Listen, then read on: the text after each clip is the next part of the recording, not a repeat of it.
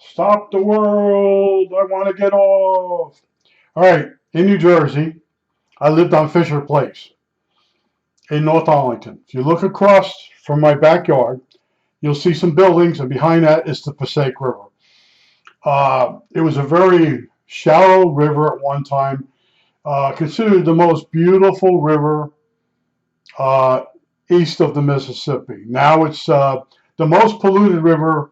Never be able to be cleaned up again. They're still capping the PCPs. No, anyway, the chemical that comes out of transformers. It's in the silt of the river, and they've been dredging it and capping it, all kinds of stuff. Well, anyway, got laid off from RCA.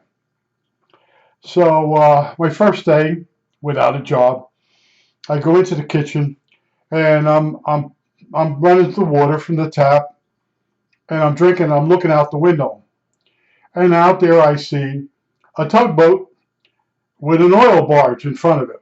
Now, I don't know if you know, it's a square barge. It's got a little valving on top. It's got a lot of oil in it. It goes up to a depot and they unload it. And this thing is starting to tip over. And I immediately just ran over there. I knew how to get around the fence and the whole thing. And the guy sees me and I start signaling him, you have to beach it. And I'm yelling it, and he can hear me. I said, beach it, you got to beach it. And I knew a spot that was weird. It was all silt. So he immediately turns the barge a little bit, drives it into the shore, and then he beaches it. And then another guy shows up. He saw me running, sort of figured something was in the river going on. And he says, I'm a fireman. He says, I have a boat. I said, okay. So I signaled to the guy. He's beached the oil tanker. It's not going to flip over now. I said, I put my finger up, 1 minute. I said, I yelled, he's a fireman. He's got a boat. He understood what I said. And we went running, went over across the street, and got the boat. It was a double, maybe a 3-man John boat. And he had 2 oars. And we carry it back, and he's a fireman. I'm going to let him get involved. I said, I'll stay at shore. He says, I'll row out there and get the guy. So he gets the captain or first mate or whatever, and he rows back with the guy, and he starts asking me questions. I said, I had you beach the tanker on an area. I knew there were no rocks. It's just silt. And I told the guy, I said, you see that pipe there? I said, that's where the water comes out from the town when it rains real heavy. That's the sewer line. I said, for whatever reason, it's just a big silt bay with no rocks. And he goes, that was perfect, thank you. He says, it was going to flip over. And he says, it would leak all the oil. And I said, yeah, I got that idea. I know it's an oil tanker. I've been watching these oil tankers come up and down this river since I was a little kid. I wasn't supposed to go over by the river, but I did. So he says, I need a phone. I said, there's one right over here. So I went with him. He made a phone call to a guy. The guy comes down, believe it or not, with a bag of cement and pieces of wood. And I'm going, you're not going to fix that hole in the bottom of that oil tanker. He says, no, we have to go down the hatch and we have to make an effort to make it legal. I said, okay. So the guy that showed up with the car with the wood and the bag of cement, he goes over to the boat. He's like a maintenance worker, and he goes down in the hatch, and he says the hole's too big, but they made the attempt. So the guy's talking to me, and he goes, "What?" I said, right now, I said the tide's going out, and I said the only way you're going to get out of this mess is you're going to have to drain the tanker before the tide, whatever way the tide was going. And he's looking at me. He goes, "That's expensive." I said, "The thing's going to flip over." I said, "Tide's going to come in. It's going to flip over one way or another." So I got to think about this now. The fireman's there. I'm there. The fireman's going along with me. And he goes, "Is there any place I can get pumps?"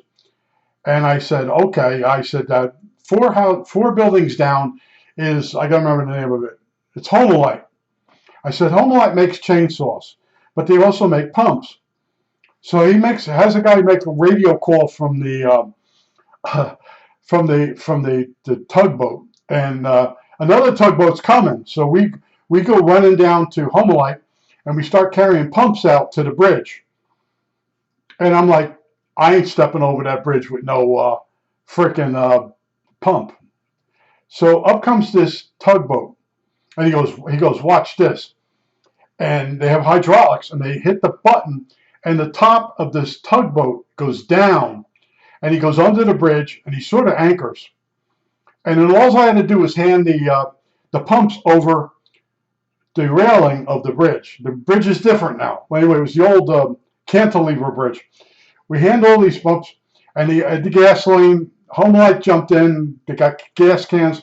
He takes it all the way up the thing. He's got hoses, and they put it in. They put these pumps in, trying to pump the water out faster than it's coming in, and it will work. But the guy says to me, "We have to go through these steps." I said, "Oh, okay," you know. So anyway, the next thing that happened was the Coast Guard comes up, and the Coast Guard wants the whole story. So they're interviewing me, the fireman, and the fireman says, "Look, I have to go into work."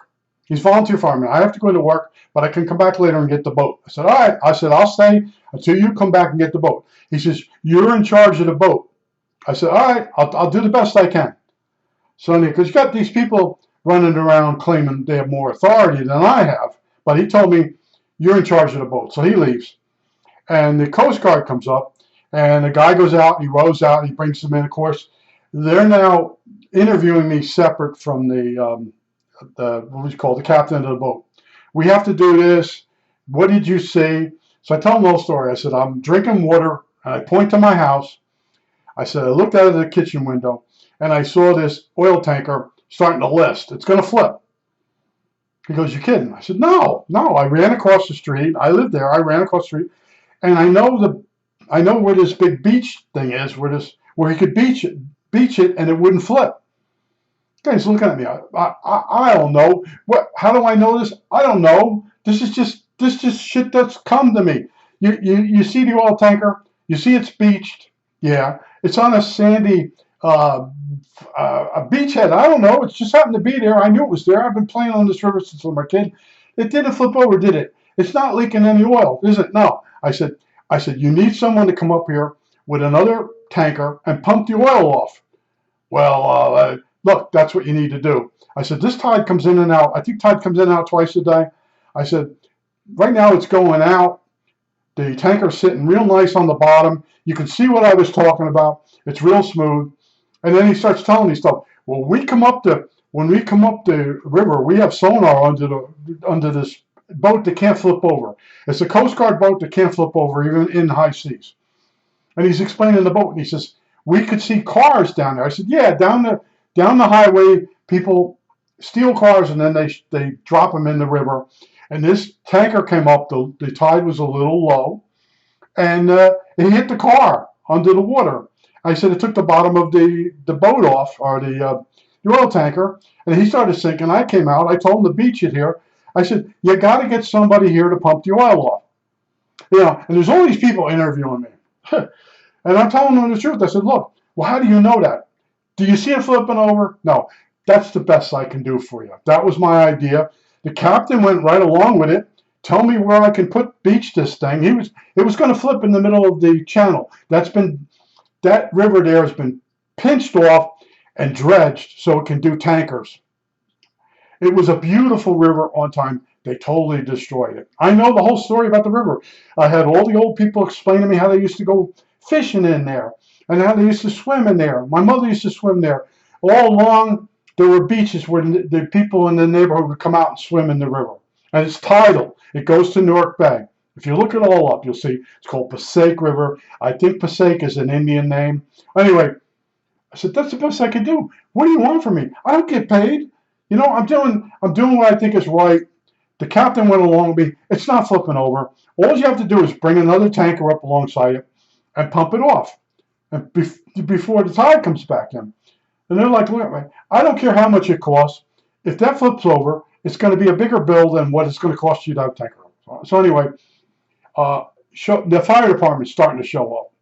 And I went to school with these guys, and they weren't that smart. I don't want to mention their names, but I told the one guy, don't go in leave that boat alone, that's so-and-so. Well, I know so-and-so. I'm on the fire department. I said, no.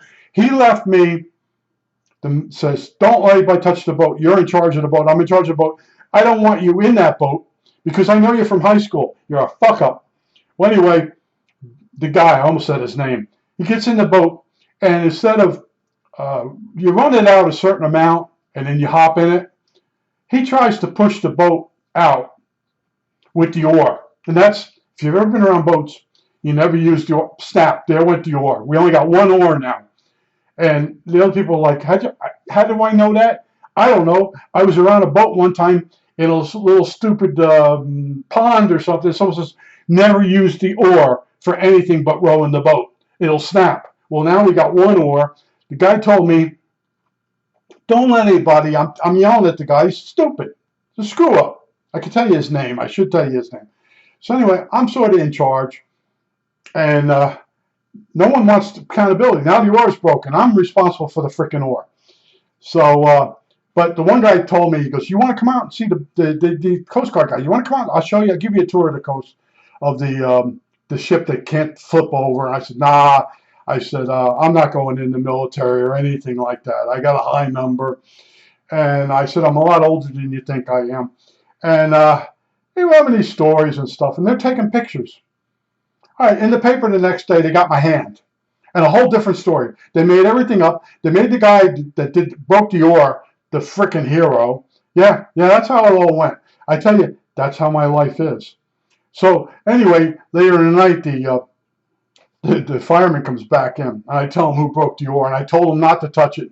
He goes after that guy, and he called him an F up, a screw up. They're both on the same fire department. I just stood back and like, he's doing a good enough job. But the kid was, he's mentally slow, and I knew when he went to put the boat in, I knew he didn't know what he was doing. You got to get a little wet. You have to have enough of that little rowboat in the water that when you get in it, it doesn't get stuck on the bottom. Well, he pushed it just a little bit. He didn't want his shoes to get wet. And then what happened when he got in it, it bottomed out. He decided to use the oar and the paddle end of the oar. If you use the other end, you might get away with it. But anyway, he broke it. I said, I'm really sorry. He goes, oh, that's okay. I know that guy's a screw up. And I said, everybody was pushing their authority on me, and really nobody had authority there. The cops came later on. It was me, the fireman, and I guess when he went in the house, he called it in. And then more firemen. It took them a while to get in, because where I was inside the football field. And of course, they play fumbles with who's got the keys? Who's got the keys? So I'm in there, and we're doing the pumps at Homolite onto the other tug before the fire department found the key to get into the into the stadium. Yeah, my town was. I'm glad I'm out of there. The people here are a lot smarter, the guys that run the town, and they're a lot more reasonable. But anyway, yeah, it's just another one of those things, you know. First day out of work, RCA, I go over to get a drink of water. I look out the window and I'm like, that guy's in trouble. He's in real freaking trouble. He's sinking. I could tell it was sinking. I see when the tug comes up, and it's the tug and it's really barge looking. It's squared up, but it's an oil tanker. And it comes up really low in the water. And then they go up to, I think it was Reinhardt was the name. And they go up and they go to a depot, and then they pump the oil off. And that's fuel oil for the local companies and stuff. And that's how it used to come up. It also sometimes came by truck, but the tanker could bring more oil. And they had the pumping stations along the river. So I knew right away he was full. And from the window, I'm going, uh-oh, this is going to be an ecological disaster, before they even used that term. And I go running out there, and I'm screaming, beach it over here, beach it over there. I said, it's clear. And he knew what I meant by beaching it. And that's what he's like. And he's out in the channel. If you ever saw the Pacific River, it's real deep in the middle. It's basically almost like a canal, the way they've destroyed it. And when you look at it, you'll see the Route 21 is one boundary of the river. The river actually goes up to the wall for Route 21.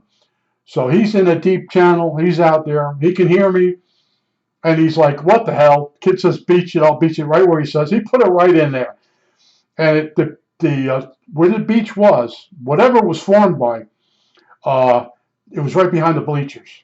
And I'm in the stadium. I came across the um, you could go down past the fence went into the river, so you couldn't get in, but the tide was going out. And if you knew how to hop it, I knew how to hop it. I grew up there. The fireman just followed me, and then he's like, "I got a boat. Let's go get the boat." And me and him are running. We go get the boat. We bring it back. And like I said, in the story, it was totally different. They made the idiot the hero, and my hand. They got just my hand in one of the pictures. But that's how the real world works. But it's so funny. The Coast Guard guy goes, "You have to come over here." And they have all this maritime laws.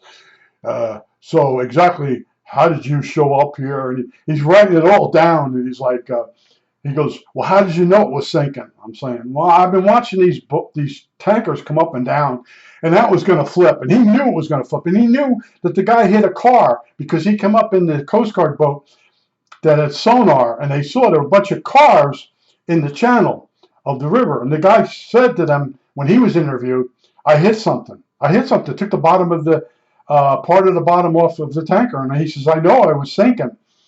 And he come up past the bridge, and he was looking for a place to dump or just beach it. And I knew where the beach was.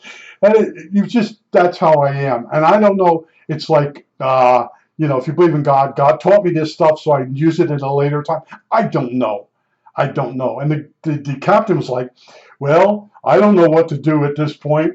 Let's beach it." And it beached so perfectly. And then they did come up. 10 o'clock at night, they come up with a pump. Yeah, not a pump, another barge. It fit alongside the other one. They got their hoses across, and then the guy was introduced to me. He goes, "This is the kid that told me how to beach it." I said, "As soon as you pump that oil out, there's other tanks in that oil tanker, barge, whatever." I said, "It's going to float. I'm going to tell you right now." The tide was coming in, and this thing wasn't coming up. And all of a sudden, it just comes up, and they're like, "Oh, wow." I said, "You're emptying everything out." I said, "The tanks, once you get the tanks empty of the oil, they're going to help float it." And they did. But like I said, they got my hand in the story. That's as much as I got. And the next day, I get the paper and I'm looking. There's my hand in one of the shots. And of course, it was done with a flash because at the end, it was like 9 o'clock at night. They were making the story up. They got a hold of the idiot. And he told them his story instead of actually what happened. And I was with the two captains, the captain of the first boat that was sinking, the other captain. And we're yucking up. And those guys are salty. They're very salty. And he's like asking me, "How did you know to do that?" I said, "Look, it was a good idea. It worked out." What can I tell you? You never had a boat? "No, I can't afford a boat." "I've been in a boat. I shut the engine off too soon, and my uncle went crazy." On Cayuga Lake, the boats come into this berth, and then if it goes over two cables, and you crank it, and the boat comes up out of the water. So when I'm out in the main part of the lake, I shut the engine off. I just start steering, and when I got to the shore, it was the right speed to slow it down. And I got on the dock, and my uncle was screaming at me, "You never lose. You never give up the engine." I said, "You have no reverse on this." "No." "Well, what good is the engine moving you forward if you're coming?" Yeah, but that's what he would do. But I did the same. I watched him do it. You basically stick one foot out, and you slow the boat up with your foot on the dock, and then you kind of balance it, and then there's this crank, and you turn the crank, and it lifts the boat. I think the boat was a 12-footer. I don't think it was bigger than that. But that was my experience with boats. And he's like, you never shut the engine off. Does this have reverse?" "No." I said, "Well, I don't know. I don't know what to tell you." And even I'm controlling the boat, and if I needed an emergency to go in reverse, he didn't show me that. you know. But it was right in that berth, steered it right in there. You just got lucky. I don't know. They went in there, and yeah, that's what the way. That was my experience on that size boat. I think that's the biggest. Yeah, it's the biggest boat I ever steered. That's as much experience as I had. And being a kid, standing there, watching the tankers come up, they're real low in the water, and you could tell when one side is coming up and the other side's going under the water, it's sinking. And like I said, I ran across there, hopped the fence, and the guy saw me. He's up in the captain's tower, whatever he's in.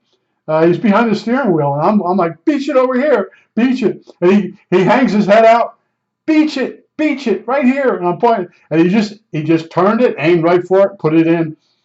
And like I said, the guy had me come with him to go get the boat. He was able to go out there, brought the captain in. He asked me for pumps. We went to Homelite, but it was so cool that second tugboat, the roof, you could lower it down to the height of the bridge, and it's the same bridge I mentioned in one of the other ones. It was a cantilever bridge. It was one of 3 left in the United States, and all I had to do was hand the pumps from Homelite over the railing of the bridge onto the top of the tug, and then another guy was coming down the stairs of the top with the pumps, and then they drove up and they put the pumps all along on the barge, the oil tanker, whatever you want to call it, and they turned them all on. They're pumping, and I'm like, and the captain's back with me again, and I'm like, you're never going to be able to pump the water out fast enough that it's coming in. He goes, no, you don't understand.